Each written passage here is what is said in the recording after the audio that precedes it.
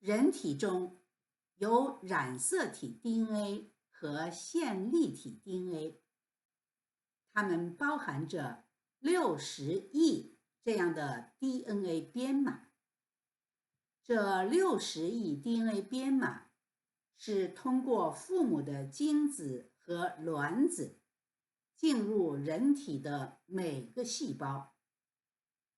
没错，构成人体的60万亿细胞中，每个细胞中都有60亿这样的 DNA 编码序列。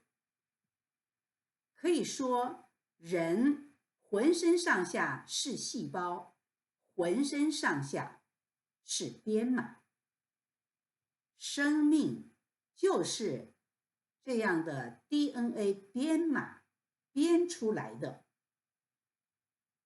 DNA 亲子鉴定就是在这60亿编码中检测、计算、分析、找寻相同的遗传标记，才能确定生命之间的亲缘关系。这是我们人体中环形结构的线粒体 DNA， 它包含着16568个 DNA 编码序列，看起来比染色体 DNA 的编码数要少很多很多，但是和染色体同等重要。线粒体 DNA 男女都有，却只能够女性遗传。通过线粒体亲子鉴定，可以检测出母系上下 N 代的亲缘关系，还可以逆向追溯出人类共同的第一位女性祖先。得到全世界司法认可的 DNA 亲子鉴定，其权威性来自人体中已经存在并无法改变的 DNA 编码序列，来自可以在每一滴血中随时验证的科学证据 DNA 遗传标记。1987年，分子人类学家们就是通过检测人体线粒体 DNA， 发现全世界人有相同的线粒体 DNA 遗传标记，找到了人类共同的女性祖先的。这也是著名的夏娃理论的由来。什么是遗传标记呢？ DNA 遗传标记不是一个抽象的印记，它有具体位点和具体的编码数据，有相同亲缘关系，才有相同遗传标记。DNA 亲子鉴定就是寻找相同的遗传标记。例如，图中爱丽丝公主的3个线粒体遗传标记，用黑色、红色、蓝色3个圆点表示。黑色圆点代表 A263G， 红色圆点代表 C16111T， 蓝色圆点代表 T16357C， 它们都有具体位点和具体的编码数据，绝对不是一个抽象的圆点。这些遗传标记都是爱丽丝的母亲的母亲的母亲上面 N 代遗传给她，她又传给了下面的 N 代。由于线粒体 DNA 只能女性遗传。爱丽丝女性家族这个小小的单倍群的线粒体标记，因为第4代没有女性，无法继续传递。这3个 DNA 遗传标记就停在了菲利普亲王这里。虽然这3个标记在爱丽丝女性家族第4代断绝了，但还可能在爱丽丝的姐妹、爱丽丝母亲的姐妹、外祖母、曾外祖母的姐妹中继续传递。但如果没有连续详细的家谱记载，很难在爱丽丝家族之外的单倍群中检测寻找这3个遗传标记。单倍群是指同一个祖先下的一群人，他们有着亲缘关系，有着相同的遗传标记。单倍群有大有小，爱丽丝女性家族这是一个很小的单倍群。例如我们整个汉族就是一个很大很大的单倍群。那么 DNA 标记是怎样产生的呢？遗传标记有2种，一是 DNA 突变遗传标记，在人类一代代繁衍过程中， DNA 编码会发生微小突变，使人与人之间产生差异，分清彼此。而 DNA 突变形成的编码就成了亲子鉴定追寻的 DNA 突变遗传标记。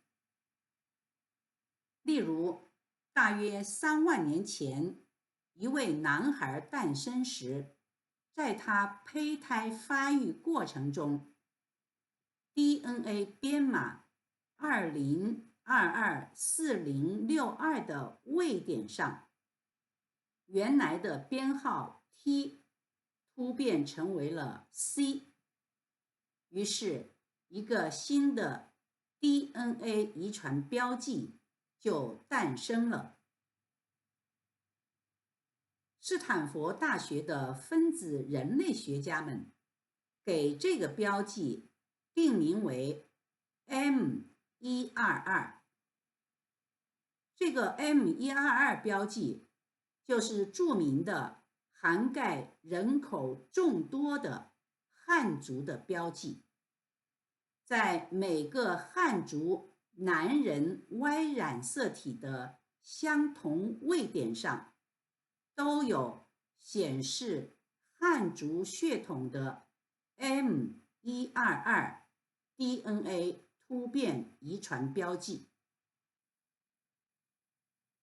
当然，其他族裔也有显示自己族裔的标记，例如 M343 标记，就是著名的涵盖欧洲西部最多人口族群，如萨克逊人的 DNA 标记。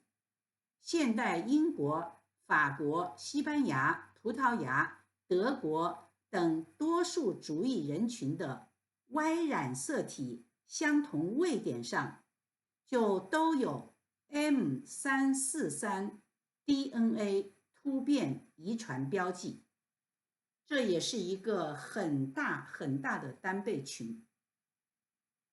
必须注意到，突变遗传标记只能在新生儿的过程中发生，只能通过生殖向下一代遗传中传递。它既不能从外面输入，也不能在成人后发生改变。因此，首先携带某个标记的是一个人胚胎期突变带来的，不是一群人，而后携带相同标记的都是这一个人的后裔。二是 DNA 固有遗传标记，人类第一个人就固有遗传给全世界每个人，并且从来不会改变的 DNA 标记，称为 DNA 固有遗传标记。常染色体、Y 染色体和线粒体各有一个 DNA 固有遗传标记，其他全部都是突变遗传标记。分子人类学家就是从线粒体 DNA 固有遗传标记看见了人类共同的女性祖先。我们一起来了解。1987年，加州伯克莱大学威尔逊教授、夏威夷大学卡恩教授共同领导的研究团队在《自然》杂志发表文章，发现人体中的线粒体16568个 DNA 编码，人与人之间只有50个编码不同，超过了16500个编码人人相同。数学显示，人人相同的16500个编码序列只能来自一个人。数学是 DNA 编码的有力武器，数学能最深刻、最直接地表明哪些是不可能产生的假说，哪些是必然发生的事实。数学家本杰明说，数学不是理论的构建者，也不是假说，它是理论和假说的法官，是理论和假说必须服从的裁判者。没有数学的认可，既没有规律可以遵守，理论也得不到解释。因此，天文学家高斯说，数学是科学的女皇。人人相同的16500多个 DNA 编码序列，只能来自一个人。人类有一位共同的女性祖先，这是科学女皇数学的确认。来自一个人，人人相同，从来没有改变的16500多个编码序列，就是一个 DNA 固有遗传标记。你我每一滴血都可以验证，在我们的每个细胞中都有这个固有遗传标记。通过线粒体 DNA 亲子鉴定，找到了人体中的这个固有遗传标记。通过这个固有遗传标记，逆向追寻，找到了人类共同的女性祖先。我们的线粒体 DNA 固有遗传标记都来自这位共同的女性祖先。这就是著名的线粒体夏娃理论的由来。